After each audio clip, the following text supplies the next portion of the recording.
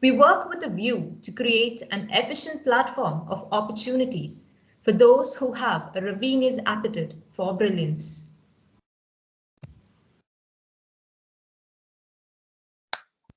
The Commerce Society of Sri Ram College of Commerce would deem it a pleasure to welcome all of you today's session on the topic Budget 2021, a road to conservative fiscal power.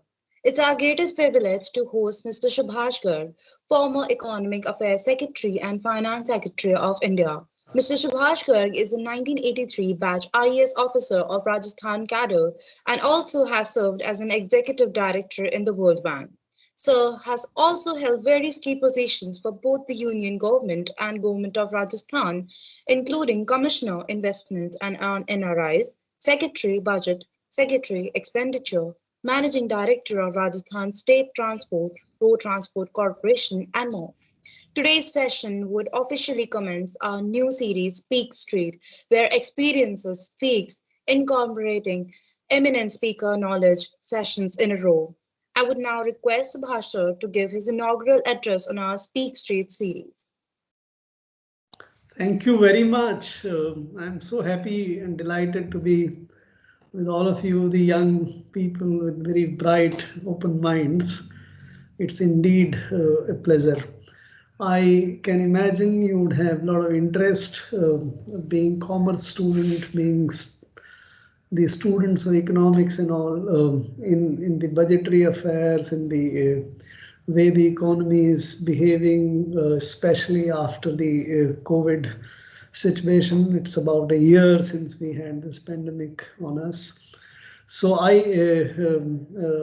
am quite sure that there would be a lot of interest in.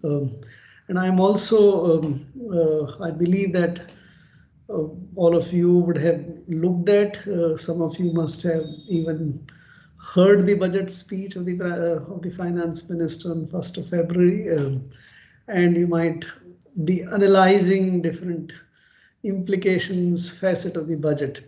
So assuming this level of interest and familiarity, let me highlight few major points of the budget 21-22, which was presented on 1st of February.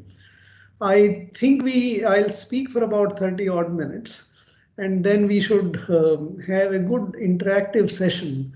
I would welcome your questions, comments, whatever comes to your mind, and you think that that's something which we discuss. I would be free and open to discuss anything which you think is important. So don't hold yourself back. Just be free, express yourself, and let's have a good discussion on that. Since the financial year 2021, we are still in 2021, which will end on 31st March, was deeply affected by the COVID situation, as well as the decision taken by the government to impose a very serious and severe lockdown to contain or eliminate the COVID-19. This had a very, very sort of serious, in fact, bad effect on the economy. You might have followed that in the first quarter of 2021, the economy contracted by an unprecedented 23.9%. This kind of contraction or degrowth has never been seen by the country. This was largely because practically 2 months, the months of April and May, were in a way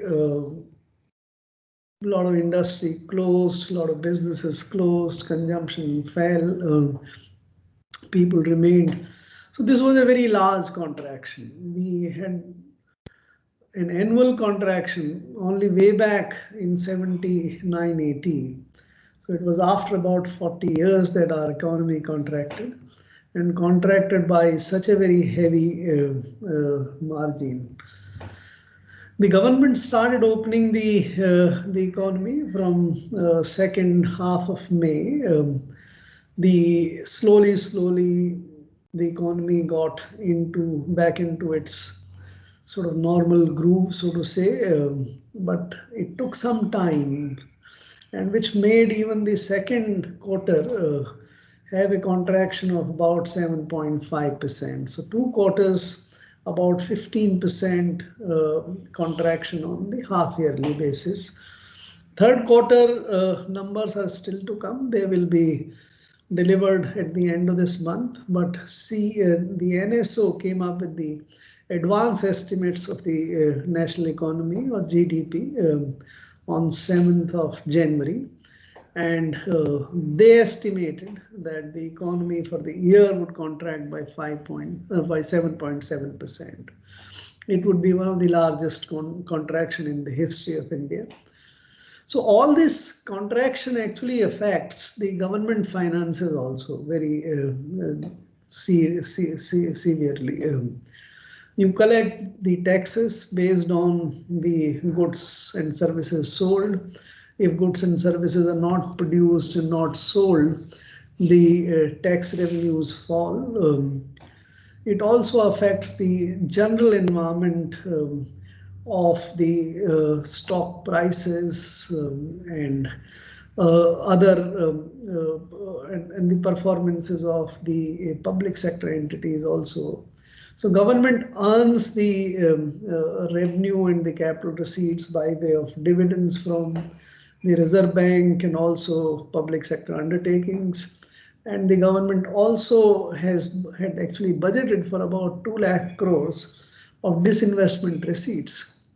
So when the equities fell, the government's disinvestment program, and this year they had planned for a very different strategic disinvestment kind of program, and some of the companies like BPCL, etc., were expected to be sold off, privatized. So this program also suffered. So as a result, the tax revenues of the government went out of shape.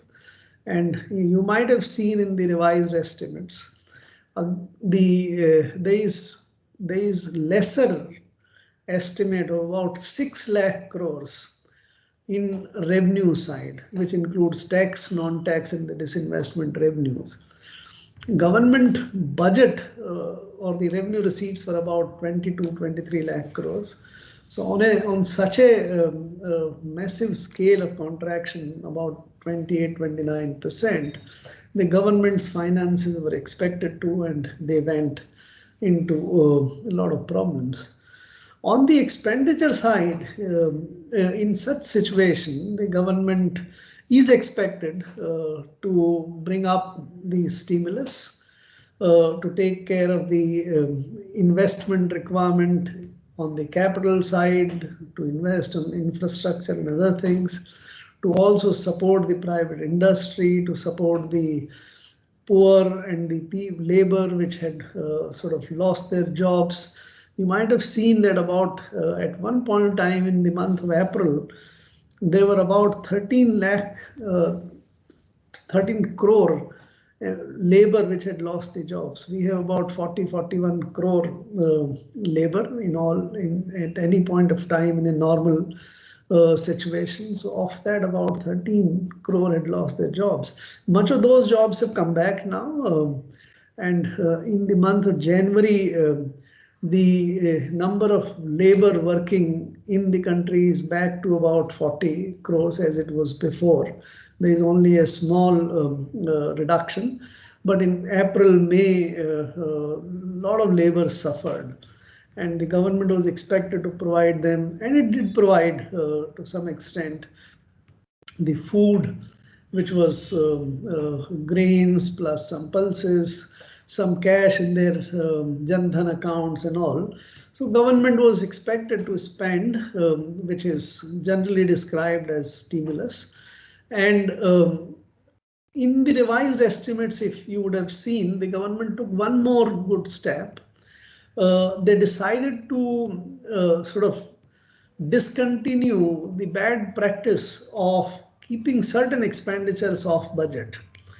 For last few years, what was happening was that some of the food subsidy expenditure, the government's obligation to subsidize food which is distributed to consumers at lesser price. So if your food cost, let us say, is 24 rupees, but you distribute at only 2 rupees, and then so 22 rupees goes as subsidy, so to say.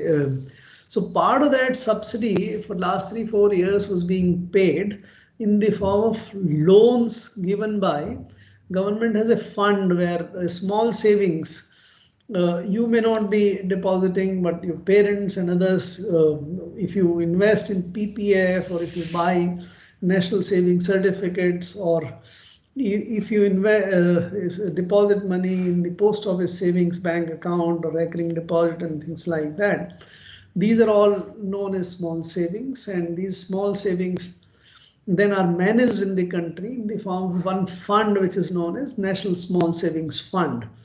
So the Small Savings Fund gave loans to FCI against the government's liability of food subsidy.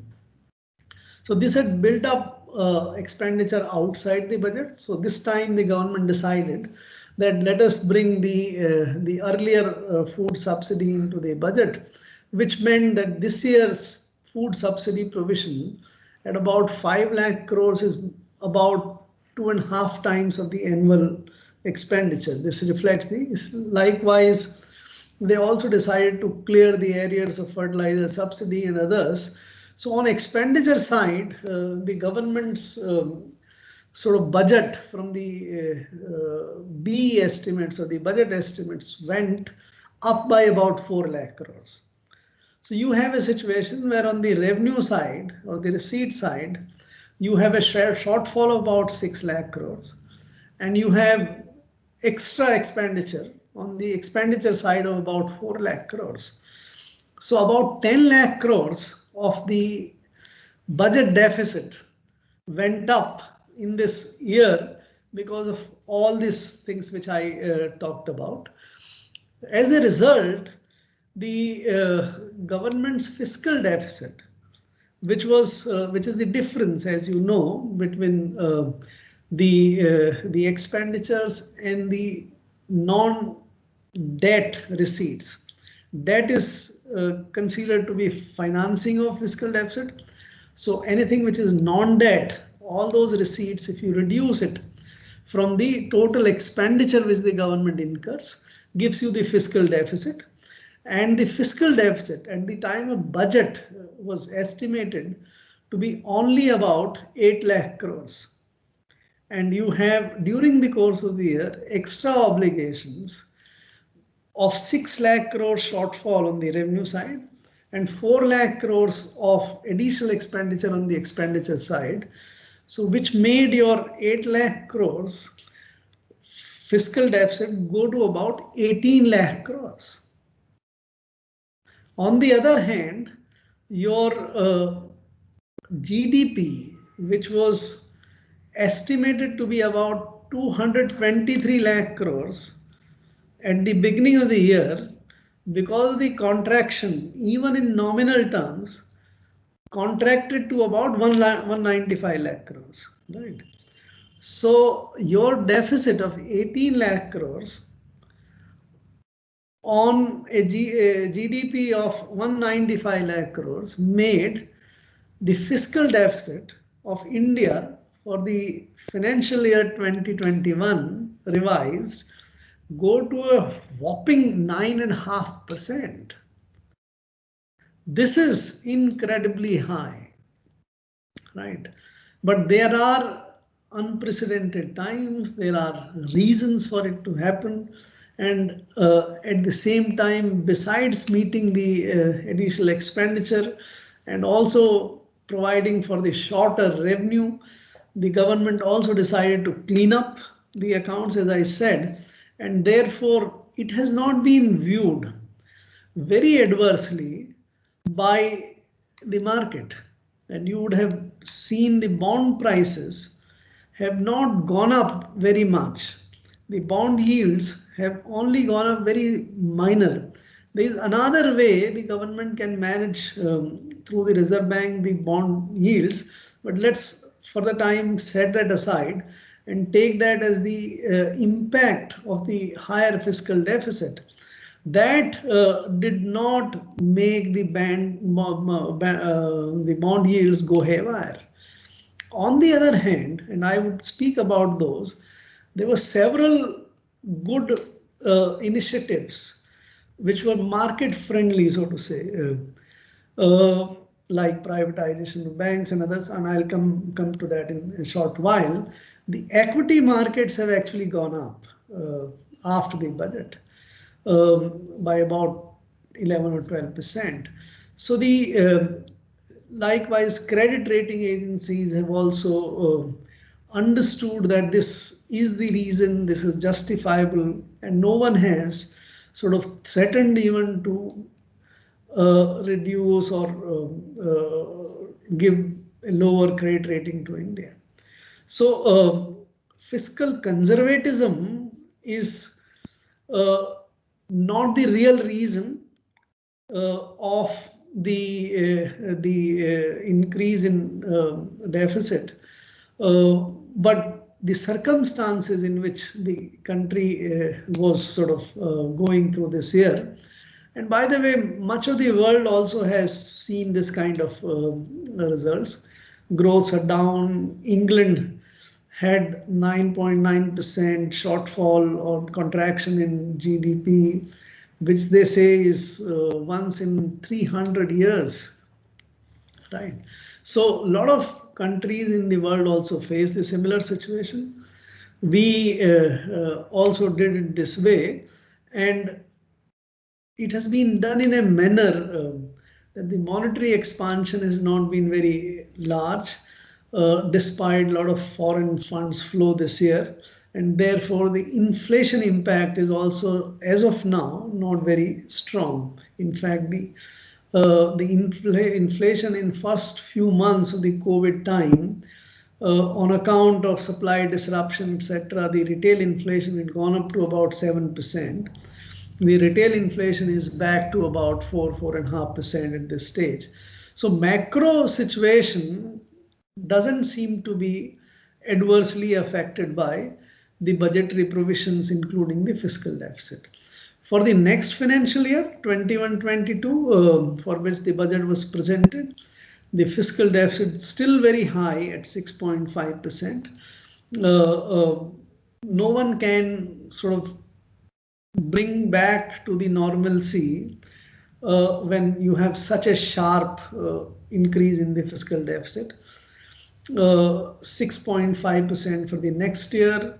The government has announced again that while it will not be possible for the government to stick to the fiscal responsibility and budget management path, which required government to have a fiscal deficit of 3% by 2021, it would try to gradually bring the fiscal deficit to about 4.5% by 25-26. Let us see how it works out. It may not be that easy, but this kind of fiscal deficit for such a long period would definitely be very difficult and unprecedented kind of thing. In times to come, it might also have adverse impact on the economy in terms of the yield on bonds, in terms of the inflation and all, but that's possibly the unavoidable cost of such a massive contraction and all. Let me now speak for a few minutes on the policy side. Budget, while technically, as per the constitutional requirement, is only an occasion when the government presents its estimates of the expenditures and revenue to the parliament, also its demands for grant to get the appropriate get the approval of the parliament to spend on certain items on which it does, and also to get the approval of the parliament to withdraw the money from the consolidated fund, and this is done by way of getting an appropriation bill passed. So this is the formal business of the budget at that time, But over the years in India, a very good tradition has developed that the government uses this occasion to make major policy pronouncements as well.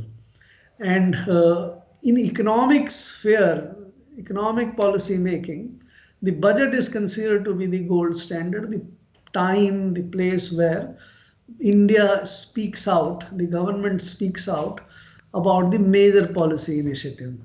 And in that respect, the budget 21-22 did not disappoint at all. There were quite a few major policy announcements. The largest and the biggest, which will have that kind of big impact if implemented, is the decision to announce very openly and clearly the adoption of the privatization policy. Right, you would have studied in your classes and all that. At the time of independence, India decided to go socialist and created a very large public sector. At the time of independence, India did not have any public sector. There were only two public sector undertakings of name. One was the railways and another was the post office.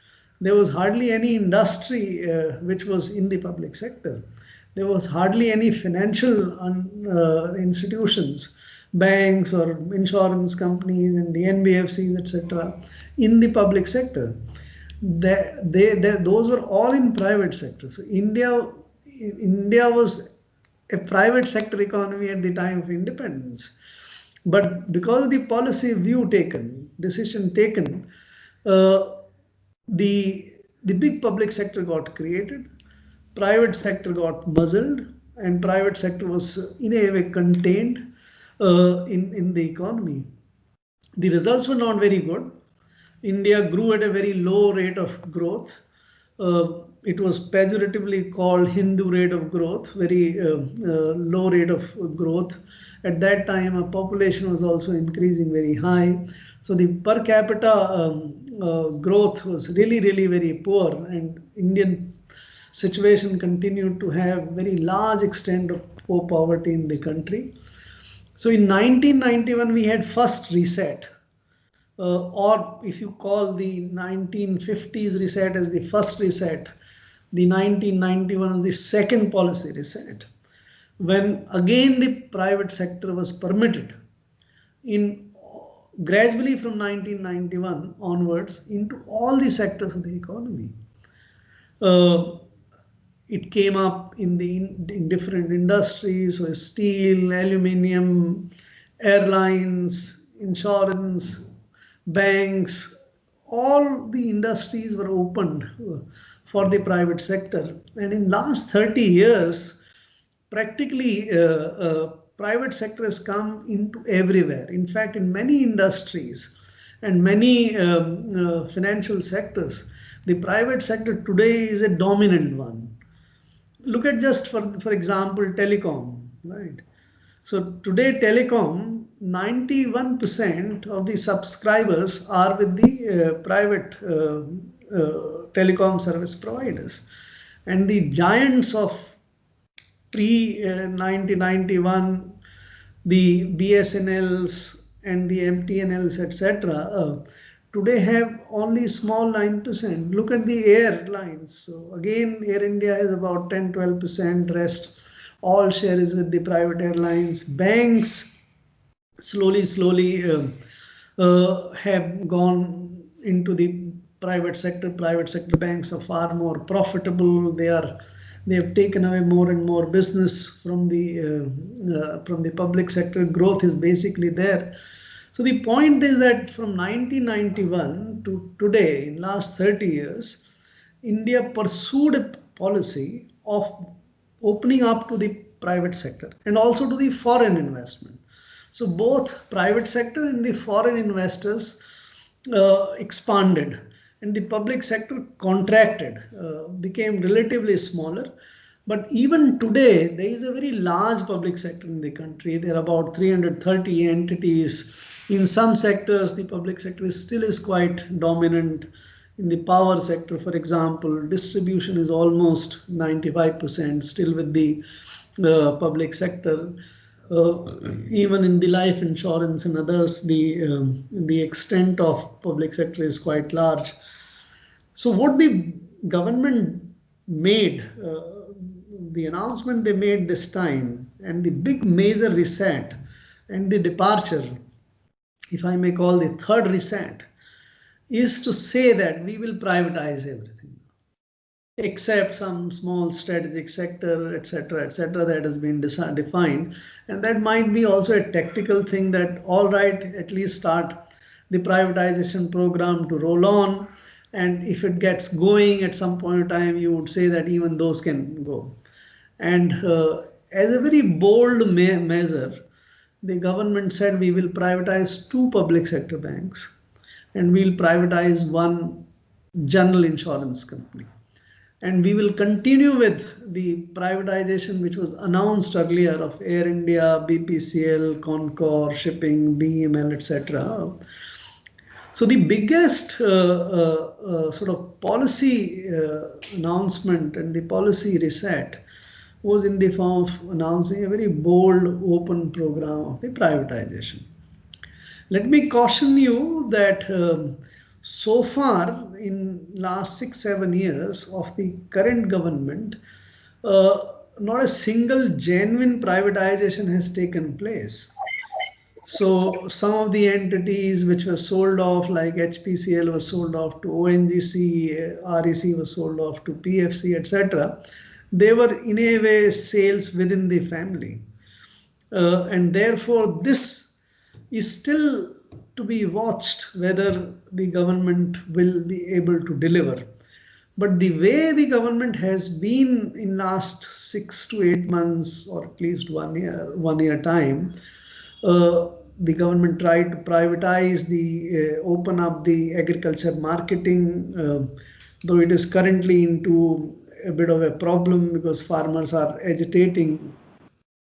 They opened the coal sector, and yesterday you would have seen they opened up the map making. It doesn't look like on the first as if something big, but this unleashes enormous amount of geostatal kind of infrastructure building. Today we don't have street views, but America, elsewhere you would go, then you would find a very large mapping of the country which aids in driving, aids in a lot of other things. And today with a lot of deliveries happening by, so a lot of consumption of goods and services being taken by delivering by means of e-commerce and others. And so this, the map making has also become extremely important. The point is that the government has demonstrated in last couple of months the real intent, and some of the coal blocks you might have seen have also been sold off in the auction. So I have a fairly good belief and confidence that the government would be able to carry out, but we'll still need to see when it comes. So this was one of the biggest policy announcements. There was some contradictory announcement as well. A DFI was announced, a developmental financial institution was announced, that the infrastructure is not getting financed and therefore we'll create a DFI, the government will care. DFI is also a kind of bank, right? It funds the infrastructure. It's not exactly a bank, but it's a kind of bank. So on one hand, if you announce that we will privatize the public sector banks, but on the same breath you say that you are going to create a new DFI, a new infrastructure financing bank, this looks contradictory, right? So market has been demanding this because it's very difficult to finance infrastructure, and private financial institutions do not have access to long-term financing, and therefore some of the infrastructure finance companies, etc., which the private sector created have not been very successful, except in the housing space. So we have an excellent private sector financial institutions in the form of HDFC and many other housing finance companies. But in other infrastructure, they have not been a very successful case. There is another reason for this. Because long-term savings, if you would have observed in our country, are largely with a couple of life insurance, pension fund institutions and all. So LIC has a lot of money, EPFO, this Employees Provident Fund organization has money, and the NPS, the new pension scheme, also has a lot of money. But they don't invest in infrastructure. This is bizarre. World over, the pension funds and the sovereign funds are today the largest investors in infrastructure, largest financiers of the infrastructure. And it also matches very well that you have long-term savings and you have long-term sort of infrastructure investment requirement. They should be in the front line. But since they have not financed, the infrastructure financing in the country has been a kind of orphan. There is other problems also with the infrastructure, the policy problems and all. Our road sector is not profitable. Our telecom sector has become problematic, and housing sector, also commercial these days, have become somewhat problematic. So probably a better option would have been to for the these financial institutions, the long-term savings holders like the LICs, the EPFOs and NSF and the NPS and all, to promote with the private sector an infrastructure financing DFI rather than government doing it. But so be it. There were also some very good initiatives on the health sector. The expenditure on health was expanded substantially. The vaccine program has been fully provided for, 35,000 crore. There is a major initiative on the water side, because part of the problem on the health is also because of the water. Though we have solved much of the problems, you don't hear cholera, etc. very much in the country these days. 20, 30 years back, it was a hopeless, very bad situation. But if you can supply water to every household after cleaning it up and treating it, then you can deal with the health problems also quite a lot of more effectively. So these initiatives are also there in the budget. On the whole, I would say this budget has sort of broken a new path. It is treading on a new path. It has taken a lot of bold decisions. It has not become prisoner of the so-called fiscal conservatism. It has also brought a lot of transparency and good riddance to the off-budget kind of borrowings. On the whole, this is a bold, big budget. There are always some which the government either does because of compulsion or otherwise. The capital expenditure was shown to be sort of rising very fast and good, but there is some little fudging which is going on. So railways revenue expenditure has been styled as a capital expenditure by giving some loans, etc. But on the whole, I think this should be able to present a major turning point for India's policy making and budgeting. I'll stop here, and I think let us open up. It will be interesting to have discussion with you guys. Yes, so we would request every one of you to stay on mute if you don't have any questions. So if you have questions, please do raise your hands and go on. Yes, Ishar, you can go on. Thank you so much, sir, firstly, for giving such a great session on this one. My question to you would be that since, like, we all know this very fact that the economic prosperity that we had attained the last decade has now been derailed by the COVID-19 pandemic. And to deal with this, the budget has been quite positive in that outlook, that the markets were up post budget, breaking that record that every time a budget comes, the markets tend to go downwards. So this one was quite different. My question would be exactly to the role of banks, that banks do face a lot of this problem of their non-performing assets. And now the government has come up Right. with the ARCs, and to take up those bad loans and try to pay the banks at a discount. So the banks would of course would get a, you can say, a kind of a haircut, that at least they get recover something out of it, and ARCs would then be responsible for recovering that debt. So but there's one point that I have been particularly following, that how does an ARC structure is one thing, that they convert their debt into equity shares. So my basic question arises here from, if the ARCs are giving this authority that they can be converting these debentures into shares and playing with the financial instruments, don't you think that could actually lead to a bit of financial instability? Good you brought this up. I think this was also one of the major announcement in the budget, and I couldn't include this because of the time constraint which I had put in. So very good, this issue has come up. So what and I think, as you mentioned, our participants are all aware that we have this massive problem of non-performing loans in our, and especially in the public sector. Some of the public sector banks have about 20 to 25% of their loans as gross non-performing loans.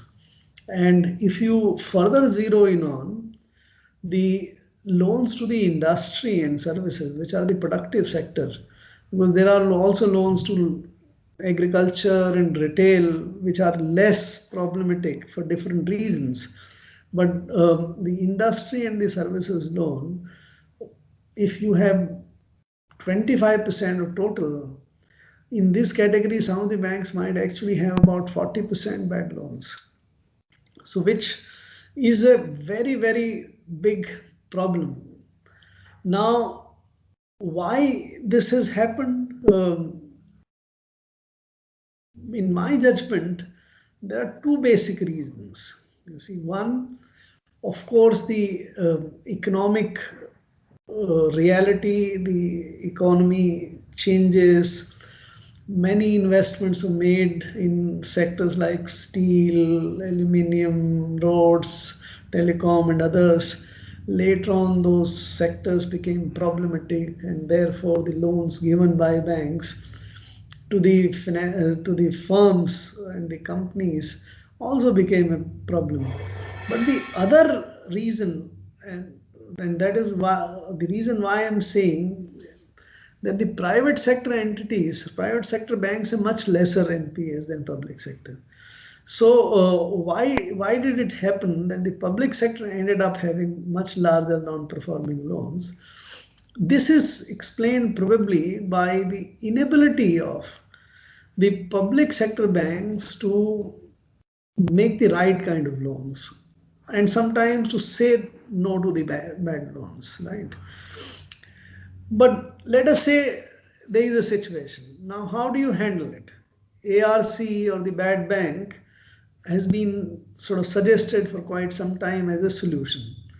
The way it works is that the loans, the bad loans of the public sector entities, would be sold off or transferred, whichever expression you want to use, to a bad bank or an ARC.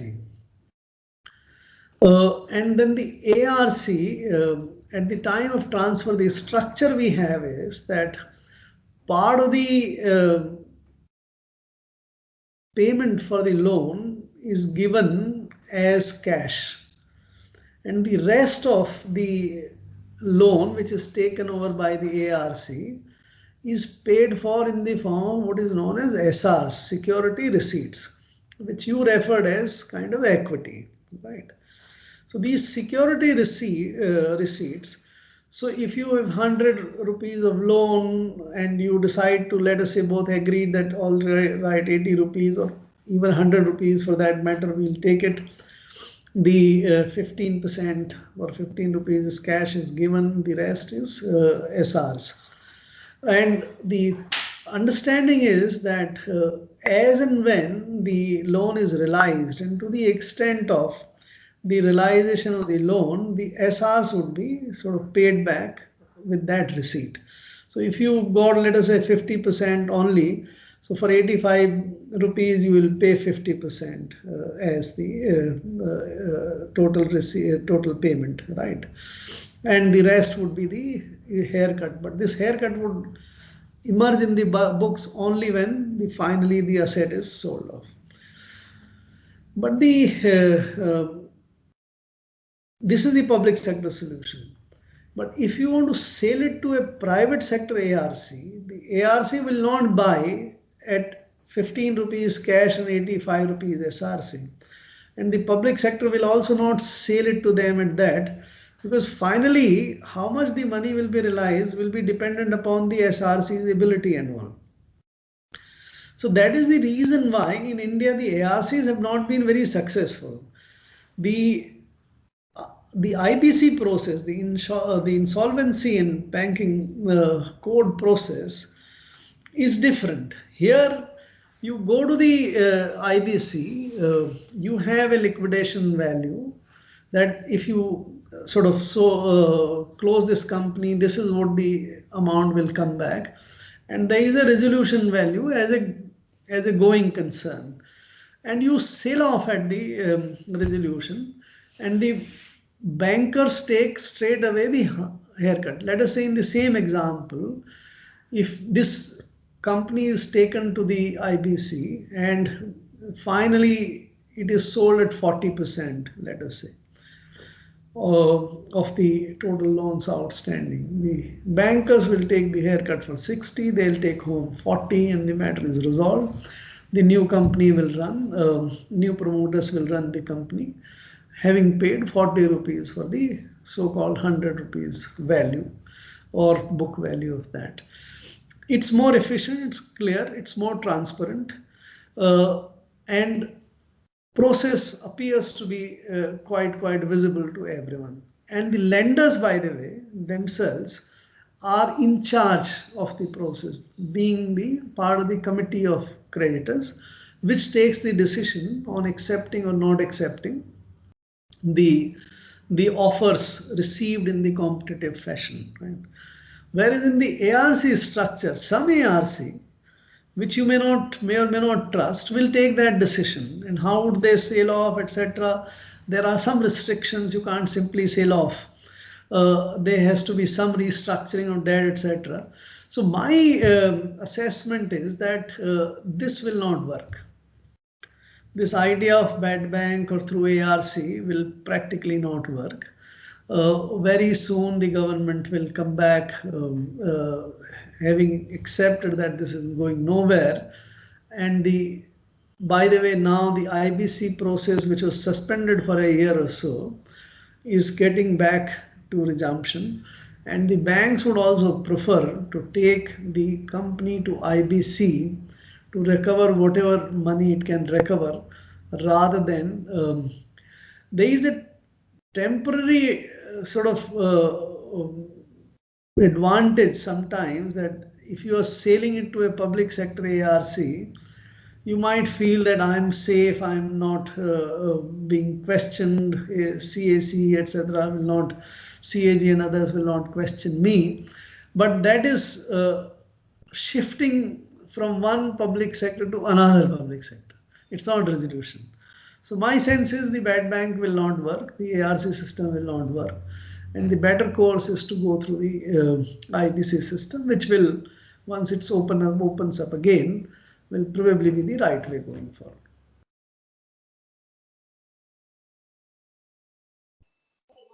Thank you, sir, for answering that question. And we have one question in the chat box. Around all the policies government has released, what do you think this is or will be benefiting the middle class directly? If I heard you right, you're saying of all the policies which the government announced in the budget, what is that one which is affecting the middle class most? Is that correct? I have heard it right? Yes, sir. All right. See, the budget doesn't really talk about that this policy is meant for the middle class, this policy is meant for. So we have to sort of, in a way, read. And for that, I think we must also define what is our concept of middle class. So I am assuming that if you exclude the poor, those who are below the poverty line, so anybody, the families above the poverty line, so to say, and the rich, which may be a certain kind of definition. So you exclude that. The rest all is middle class, right? Your concern also appears to be very valid. The pandemic affected the middle class and also the poor class, right? In fact, it was curious coincidence, or maybe in the middle class, in my judgment, there are two broad groups. One group is which has salaried jobs, which has sort of protected jobs and reasonably good salary, so to say, which is not only able to have good go at the essential consumption, but has surplus to spend on the discretionary expenditure, right? On travel, on luxuries, on going to malls and having some holidays outside and things like that. So that is one class. This, if you add up the government employees, the corporate sector, good, higher MSMEs and all, is about 3 to 4 crore families in the country, right? And then there is lower middle class, which is artisans, workers, let us say, who make about 15,000 to, let us say, 50,000 or 40,000 rupees a month kind of thing. So, or let's say 15 to 30,000 rupees a month for a family. This is above the poverty line, but has essentially or spends much of its income on essential consumption. It doesn't have money for luxuries and discretionary expenditure. They are better off, but not that better that they can. These two groups were affected very differently by the pandemic situation, right? Some of you might have watched that since March 2020, the bank deposits went up. Right? So growth of bank deposits in the country went up. The deposit growth during this period has been about 12%. Right? That was analyzed to be largely because of the fact that these people, 3 to 4 crore people, had money to spend, but they were not able to spend on the discretionary expenditure. And therefore they saved and the deposits swelled up. Whereas the other group, which is about 10 to 12 crores to about 15 crore families, which had to face the situation of coming back, this migration, walks on the trudging on the roads and other lost jobs. I mentioned it earlier, about 13 crore jobs were lost, right, in the beginning. That group was quite worse off. The government helped them to keep their body and soul together, but that group suffered most. In the budget, if you analyze that, what is there to deal with these two different groups, right, of the middle class, I don't find anything specific, specifically addressed. A lot of analysts and economists and policy enthusiasts have been demanding that the government should come up with a package for helping this second group of the middle class with some direct assistance, right? The government chose not to give any such assistance. The first group, which is relatively better and which in my judgment didn't deserve anything further from the government, right, also did not have anything. So a lot of people were expecting that there would be some rise in the income tax exemption limit or something more would be given on that side.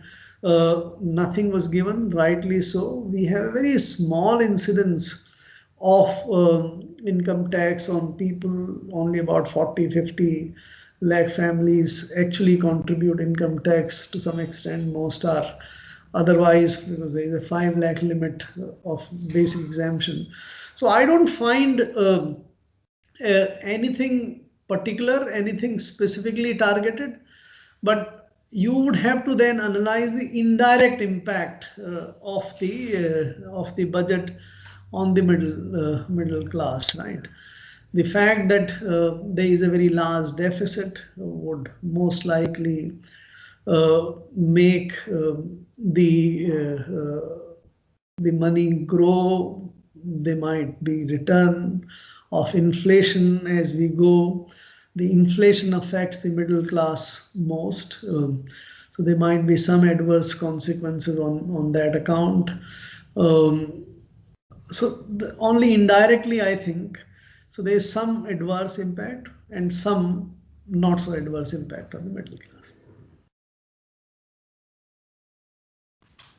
Thank you, sir, for answering the question. And now we have Tanisha here. Tanisha, you can unmute yourself. Good evening, sir. So my question, it's in relation to the previous question about the bad bank. So this kind of restructuring that has taken place right now, it has also taken place. It had also taken place during the 2007 and 8 financial crisis. And I had read somewhere that even though it should have been discontinued, the forbearance which the banks allowed, even though it should have been discontinued after 3 to 4 years, it still went on till I guess 7 to 8 years. So do you think this frequent restructuring of banks is a good sign? See, what you are probably referring is the kind of forbearance which the banks were asked and bank displayed for about 6 to 7 years on the loans which they had given. This was the loans at that time were not transferred to any bad bank. So the bad bank solution was not used. The bad banks, to some extent, the last solution was in 2004. 5 when the IDBI bank, IDBI was converted into or merged into the IDBI bank, and the bad loans of the IDBI as such were transferred to a special vehicle at that time. That was the last instance of so-called bad bank or special purpose vehicle.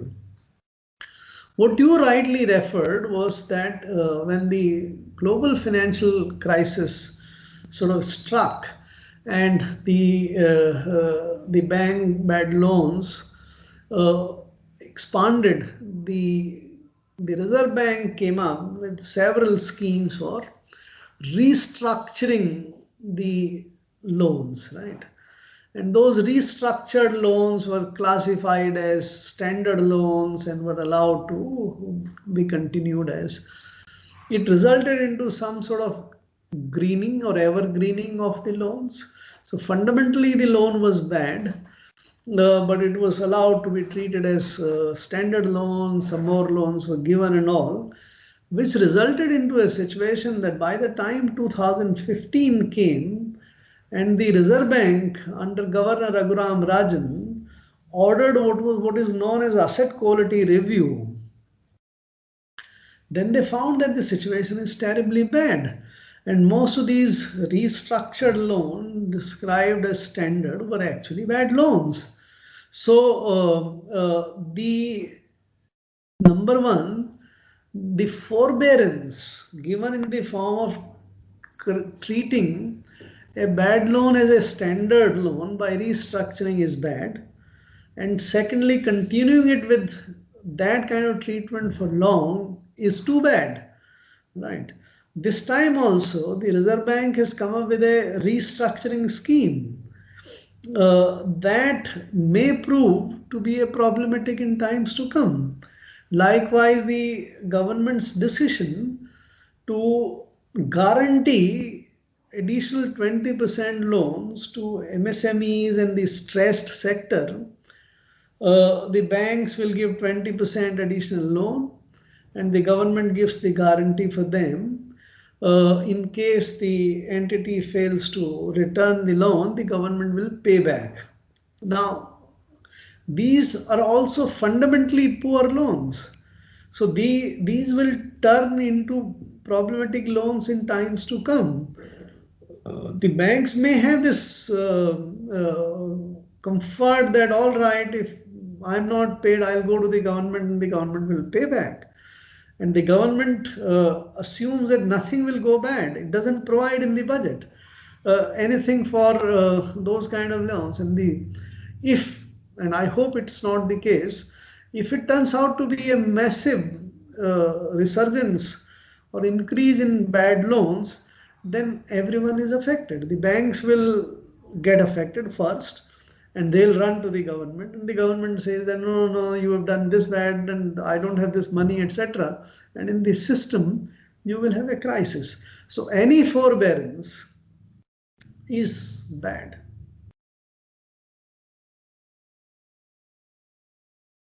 Thank you, sir.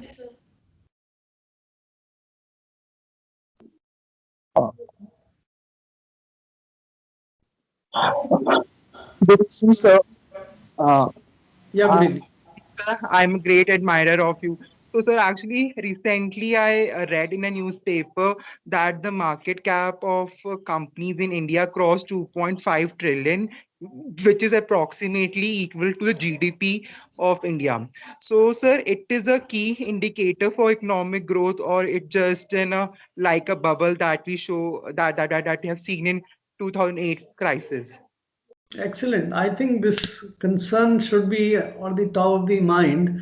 It looks on the face of it very contradictory that if the economy is contracting by 7.5% and the stock markets are doubling and the equity valuation of only the listed companies is equivalent to the GDP, right? See, in my assessment, these kind of extraordinary increases which we have seen in the equity prices is basically because of two factors. One, there is, I think, genuine excessive optimism that we have come out very well from the COVID, and from now onwards things would be very hunky-dory. And we'll be able to expand the economy, the growth would be nice, and corporate profits would be rising very fast, and therefore, and equity markets are all about investing in future, and this excessive optimism is a major factor which is driving the stock market prices.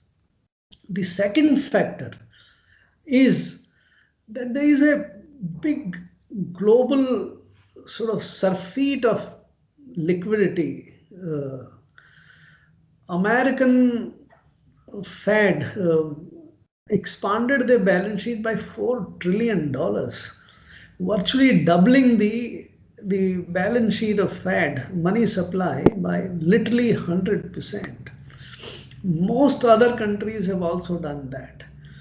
They're also buying debt of the defunct companies or problematic companies and providing them money. So this big gush of liquidity all over the world is also getting driven to the emerging market companies.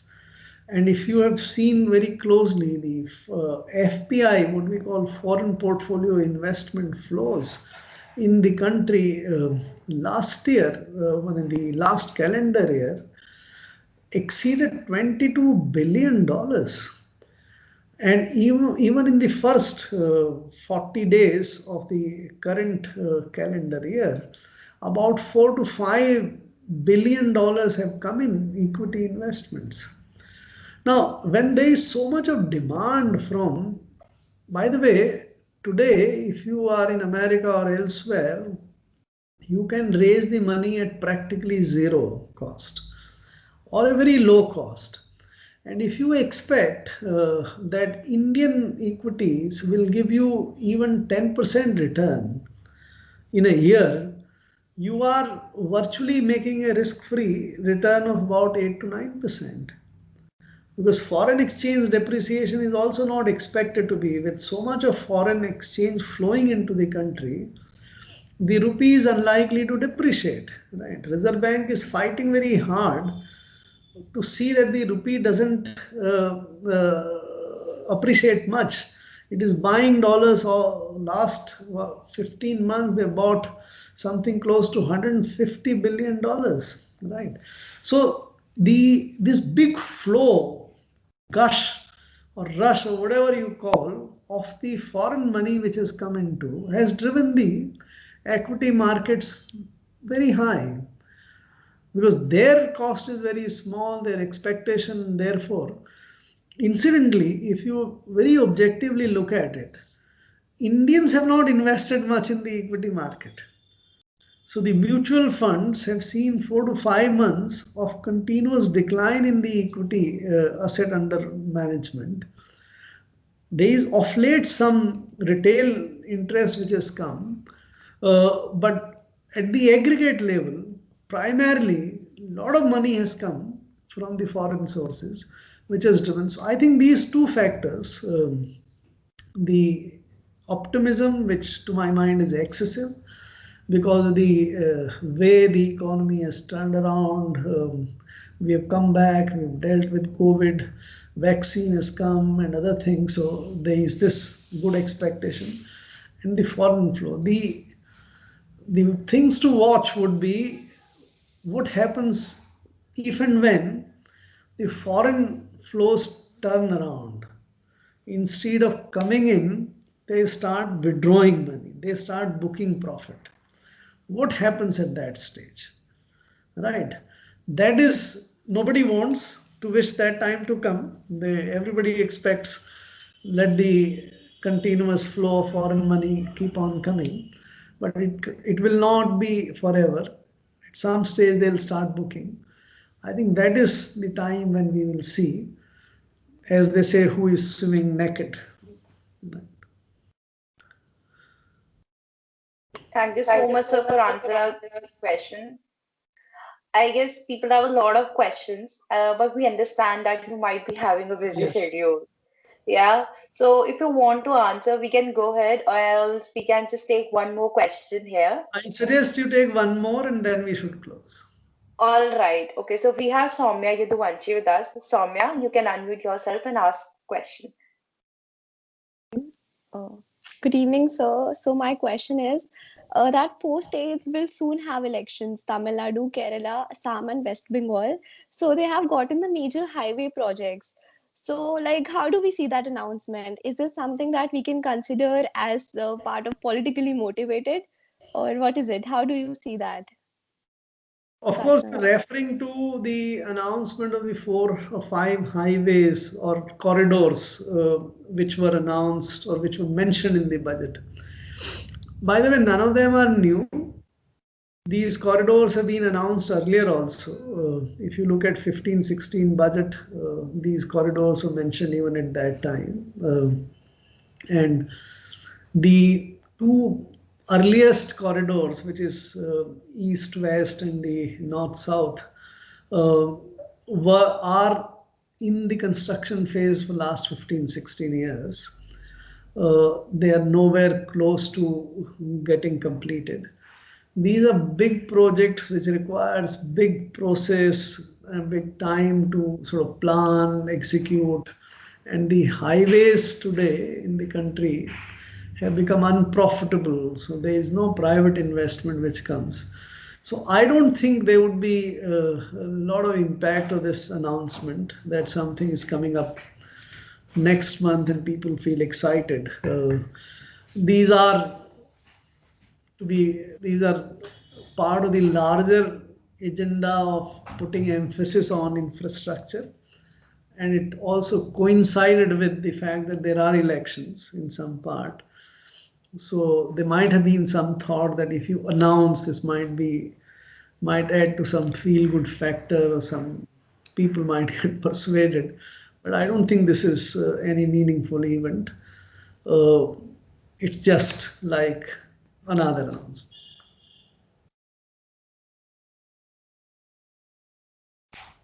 All right. Thank you so much, Mr. Enlightening and stimulating speech about Budget 2021. The audience may not know this, but we owe you a special vote of thanks for being here. And the points you have highlighted, how budget didn't disappoint at this time, and major policy announcement was there, how big public sector expanded over, like they're dominating over private sector, like insurance policy, and how there is no genuine privatization, how different sectors like become problematic, like you mentioned, public sectors, housing sectors, and how initiatives are taken on health sector. Vaccine program was there for 35,000 crores. So it's, and you also mentioned such important points like budget not a prisoner of fiscal conservatism. And we are grateful for your time and effort you took to share your thoughts. It was very interesting to hear your part. Thank you so much, sir, for joining us today. Thank you very much. I wish you all do well, enjoy yourself. Bye bye. Thank you so much, sir, and we would request the participants to stay in for a minute. We have an announcement.